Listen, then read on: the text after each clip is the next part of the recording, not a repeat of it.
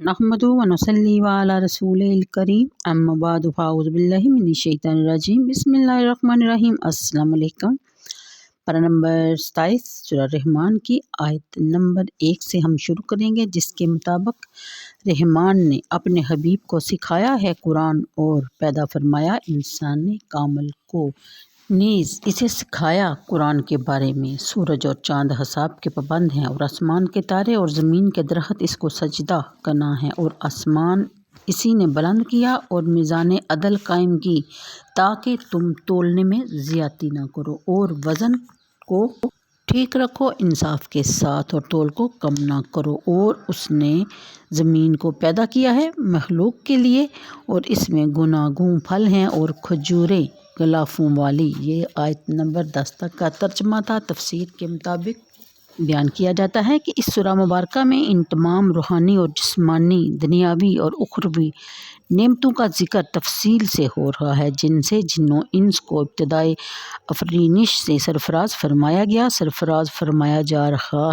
है, आलम आखिरत में सरफराज फरमाया जाएगा। इसलिए इसकी इब्तिदा अर्रहमान से हुई, जो मुबालगा का सिया है, अज़हद मेहरबान बहुत ही रहमत फरमाने वाला, जिसका दस्तरखान जुदो करम इतना कुशादा है कि मोमन और काफिर, मतीयो आसी, अपने और बेगाने किसी न किसी सूरत में इससे मुस्तफ़ीद हो रहे हैं।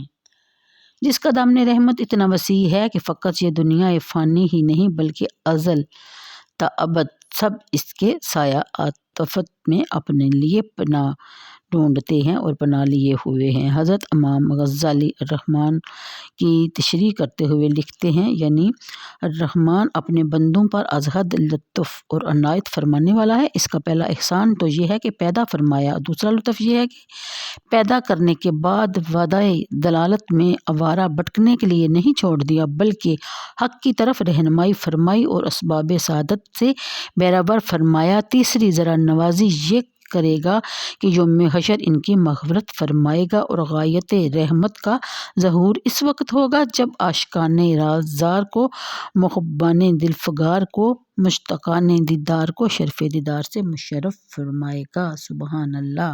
इतनी गुनागूं नेमतों से सरफराज करने के बाद सवाल किया जा रहा है कि तुम अपने रब की किस नेमत को जुटला सकती हो, किसी एक का जिक्र करो। यानी कि अपने बेशुमार इनामात में सबसे पहले तरीम कुरान का जिक्र किया, क्योंकि यही वो आफ्ताब है कि जब मतला हयात पर तुलू होता है तो ज़िंदगी की शब्बो दजूर सुबह शहादत से आशना होती है। इंसान जब इसको हिदायत को हिजरे राह बनाता है तो शर्फ़ इंसानी की मंजिल तक पहुँच जाता है। यही वो सहीफ़ा रुश्द हिदायत है कि भटके हुए इंसानों का रिश्ता अपने खालिक करीम से जोड़ देता है। अल्लामा दो मफ़ूलों की तरफ मुतद्दी होता है, यानी किसको सिखाया और क्या सिखाया।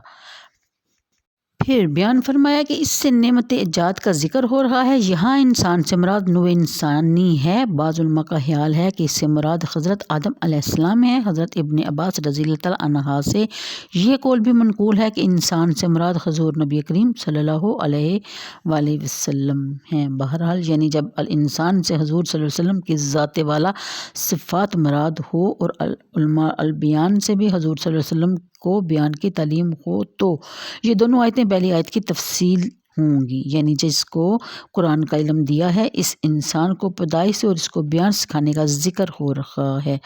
अर्रहमान मुब्तदा है और ये तीनों यके बाद दीगरे इसी की खबरें अलामा हाज़न, अलामा बग़वी और दीगर मुफस्सिरीन ने भी इस आयत की तफसीर में यही कौल नकल किया है।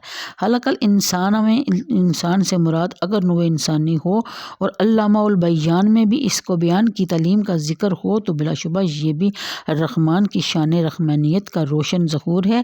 लेकिन आप खुद बताएं कि अल इंसान से मुराद अगर वो बाइस तख्लीक कायनात फ़ख्र आदम बनी आदम हो, जिसे खुदावंद करीम ने रहमतुल आलमीन के दिल नवाज कल्ब से मुशर्रफ फरमाया है, और अल्लामा उल बयान से मुराद बयान हकीकत और अज़हार इसरार की वो बेपनाह सलाहियत हो जो शान नबूवत का खुलासा है, तो शान रहमानियत की ज़ियाबारियों का क्या आलम होगा। सुबहान अल्लाह।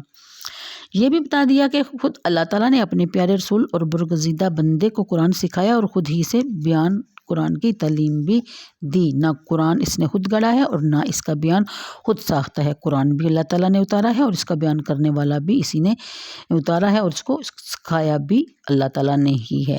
اب جو شخص آیت قرآنی کو وہ معنی بنانا چاہتا ہے یا بناتا ہے جو سنت نبوی کے خلاف ہیں، تو وہ صرف سنت کا انکار نہیں کر رہا بلکہ قرآن کے بیان خداوندی سے روتاب بھی کر رہا ہے۔ استغفر اللہ۔ اگلی آیت میں اس محرومہ کے ذکر کے بعد جس سے عالم روحانیت کے در و بام جگمگا رہے ہیں، اب اس شمس و قمر کا ذکر کیا جا رہا ہے جن سے ہماری یہ مادی دنیا اکتساب نور کر رہی ہے۔ فرمایا کہ سورج اور چاند مقررہ حساب کے مطابق حرکت کر رہے ہیں، جو منزلیں اور برج ان کے لیے مقرر ہیں، نہ اس سے وہ تجاوز کرتے ہیں اور نہ روگردانی کرتے ہیں، اپنے مدار میں مصروف سیر ہیں۔ کیا مجال کے سر مواد دائیں بائیں سرکیں یا لمحہ بھر کی بھی تقدیم تاخیر ہو، پھر ہر اسی نظام کی پابندی کے باعث وقت پر موسم بدلتے ہیں، وقت پر دن طلوع ہوتا ہے اور رات آتی ہے، اور ہر روز مقرر وقت پر ان کا طلوع اور غروب ہونا ہی، اسی لیے تم ماہ و سال کا حساب کر سکتے ہو۔ اگر اس نظام میں ذرا سا خلل بھی آ جائے تو ساری کائنات چشم و زدن میں درہم برہم ہو جائے۔ نظام شمسی میں جو باقاعدگی اور نظم و ضبط ہے، کیا یہ اللہ کی شان اور اہمیت کا ظہور نہیں ہے؟ یقیناً ہے۔ شجر اور اس درخت کو کہتے ہیں جس کا تنا ہو، اور نجم ان جڑی بوٹیوں کو کہتے ہیں جن کا تنا نہ ہو، جیسے ترکاریاں، بیلیں وغیرہ۔ پھر پوچھا جا رہا ہے کہ بتاؤ یہ سب چیزیں اللہ کو سجدہ کر رہی ہیں اور تم اس کے بارے میں کیا کہو گے اور کون کون سی نعمت کو جھٹلاؤ گے؟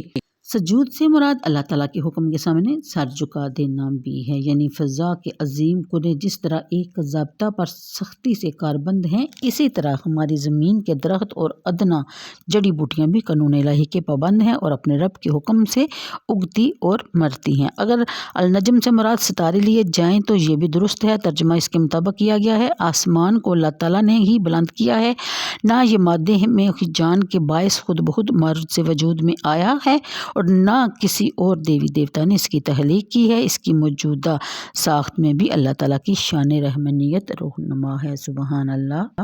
یعنی اللہ تعالیٰ نے زمین و آسمان اور اس میں آباد ہر چیز کو اس طرح پیدا کیا ہے جو اس کی مناسبت رکھتی تھی۔ کوئی چیز ایسا نہیں لگتا کہ یہ چیز یہ نہیں ہونی چاہیے تھی، مثلا آسمان آسمان نہیں ہونا چاہیے تھا یا زمین زمین نہیں ہونی چاہیے تھی۔ ان کی بقا اور نشو و نما کے لیے ایسے وسائل مہیا کر دیے ہیں جن کی انہیں ضرورت تھی۔ اگلی آیت میں بیان فرمایا جا رہا ہے، جب تم ایک ایسی کائنات میں رہتے ہو جہاں عدل و انصاف کی فرمانروائی ہے اور ہر اعلیٰ اور ادنا چیز قانون اور ضابطہ کی پابند ہے، تو اے آدم میں اولاد، تم پر بھی ضروری ہے کہ اپنے قول و عمل میں عدل و انصاف کو ملحوظ رکھو۔ اس کے ساتھ ہی ہماری ویڈیو کا ٹائم ختم ہوتا ہے، مجھے دیجیے اجازت۔ اللہ حافظ۔